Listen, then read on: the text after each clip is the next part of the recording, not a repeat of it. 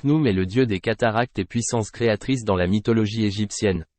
Il contrôlait la crue du Nil en ouvrant, à Éléphantine, la caverne de Hapi dans laquelle se trouvait l'inondation. Il joue là un rôle majeur dans le quotidien des Égyptiens, préservant le peuple de la famine. Khnum est un dieu très ancien qui est paradoxalement surtout connu grâce aux textes assez récents, 1er siècle, gravés sur les parois du temple d'Esna.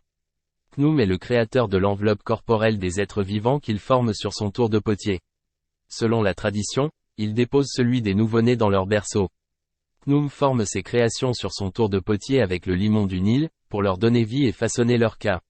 Il est représenté sous les traits d'un homme à tête de bélier portant les cornes de l'Ovilongipes palao-egyptiacus.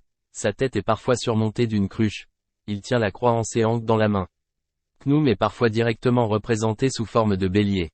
Khnum est particulièrement adoré sur l'île Éléphantine et à Esna. Un temple lui est également dédié sur l'île de Philae. On le retrouve dans une dizaine de villes d'Égypte sous des formes variées. Khnum, Satis et Anoukis forment la triade d'Éléphantine.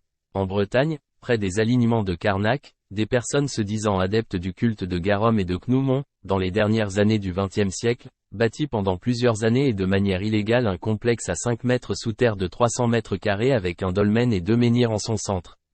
Imna Khnum, le dieu du tour de potier, qui a fondé le pays par l'œuvre de ses mains, celui qui assemble dans le secret, le maître d'œuvre qui entretient les poussins, qui garde en vie ce qui est jeune par le souffle de sa bouche, qui inonde le pays avec le Naoun, celui que servent le grand océan circulaire et le grand océan périphérique.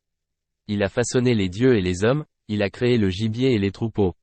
Il a créé les oiseaux de même que les poissons, il a modelé les taureaux et produit les vaches. Il a organisé la circulation du sang dans les eaux en modelant dans son atelier par l'œuvre de ses mains. Ainsi, ils furent tous créés sur son tour de potier. Mais ils ont transformé la langue, organe de la parole, de chaque région, afin d'obtenir un autre langage que celui de l'Égypte. Il crachait de sa bouche, et il naquit immédiatement et sans cesse.